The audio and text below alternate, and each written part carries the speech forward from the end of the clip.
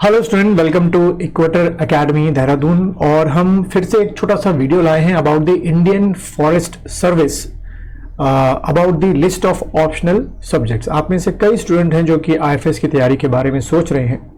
उनको ये कंफ्यूजन होता है कि कौन सा जो ऑप्शनल सब्जेक्ट्स हैं वो आपको अपने मेंस के एग्जाम के लिए लेना पड़ेगा या लेना चाहिए, क्योंकि आपको फॉर्म फिलअप करते ही समय ही अपने दो ऑप्शनल्स को फिलअप करना पड़ता है।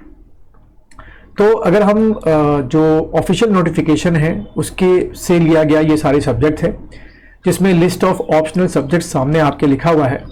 तो जैसे agriculture, engineering, animal husbandry, botany, chemistry, chemical engineering, civil engineering, forestry, geology, mathematics और मैकेनिकल इंजीनियरिंग, फिजिक्स, स्टैट्स और जूलॉजी। यानी कि ये जो टोटल आपके ऑप्शनल सब्जेक्ट्स हैं, इनमें से आपको कोई दो जो ऑप्शनल सब्जेक्ट्स हैं वो अपने एग्जाम के लिए फॉर्म भरते समय चूज करना है। अब यहां दो बातें आपको समझनी है। पहला कि ये कहीं भी नहीं लिखा हुआ कि जिससे आपने क्या की है, ग्रेजुएशन की है, वो ही ऑप्शनल सब्जेक्ट आप चूज लें। ये मैंडेटरी नहीं है। अगर मान लीजिए आपने बीएससी, सिंपल मैं ले रहा हूं, बीएससी जो है वो आपने सीबीजेड से की है, केमिस्ट्री, बॉटनी और जूलॉजी से की है, तो जरूरी नहीं कि आप अपने दो ऑप्शनल में केमिस्ट्री, बॉटनी या बॉटनी जूलॉजी लें। हो सकता है कि आपको क्या चूज अच्छा लगे लेना, एग्रीकल्चर ले सकते हैं आप, और एग्रीकल्चर के साथ आप क्या ले सकते हैं, केमिस्ट्री ले सकते हैं, या एग्रीकल्चर के साथ जो है वो आप क्या ले सकते हैं, जियोलॉजी ले सकते हैं। ठीक है, जरूरी नहीं।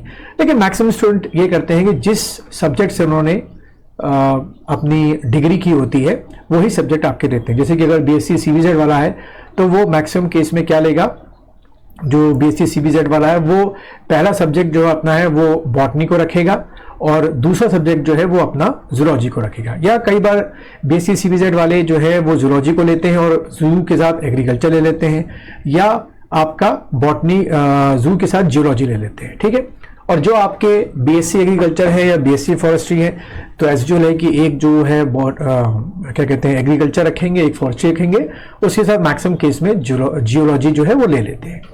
लेकिन यहाँ पे जो कमीशन है वो ये कहता है कि ये पेयरिंग जो है नॉट बी अलाउड, यानी कि आप एग्रीकल्चर के साथ एग्रीकल्चर इंजीनियरिंग नहीं ले सकते हैं, एग्रीकल्चर के साथ एनिमल हस्बेंड्री नहीं ले सकते हैं, फॉरेस्ट्री अलाउड नहीं है, केमिस्ट्री के साथ केमिस्ट्री इंजीनियरिंग अलाउड नहीं है, मैथ्स के साथ स्टैट्स अलाउड नहीं है, और जो इंजीनियरिंग सब्जेक्ट्स हैं वो आपके नॉट मोर देन वन आपके अलाउड है। बस इस चीज का एक आपको ध्यान में रखना है।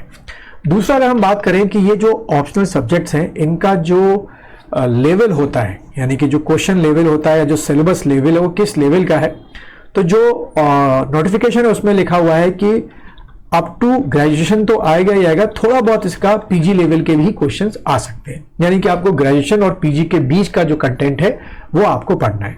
और वैसे भी अगर आपने ग्रेजुएशन जो है पूरी टेक्स्ट बुक से अपना पढ़ा है, नोट्स प्रिपेयर किए हैं, तो ये ऑप्शनल जो है आराम से आपके तैयार हो जाते हैं। तो ये आपका एक ऑप्शनल सब्जेक्ट को लेके है। अगर आपको मेरा आईएफएस का फाउंडेशन बैच जो है ज्वाइन करना है, जो कि प्री कम मेंस के हिसाब से, तो आप मुझे इस मेरा जो ऊपर नंबर दे रखा है व्हाट्सएप नंबर, उस पर आप मुझसे कांटेक्ट कर सकते हैं। जल्दी हम लोग आईएफएस का फाउंडेशन बैच जो है वो शुरू करने जा रहे हैं।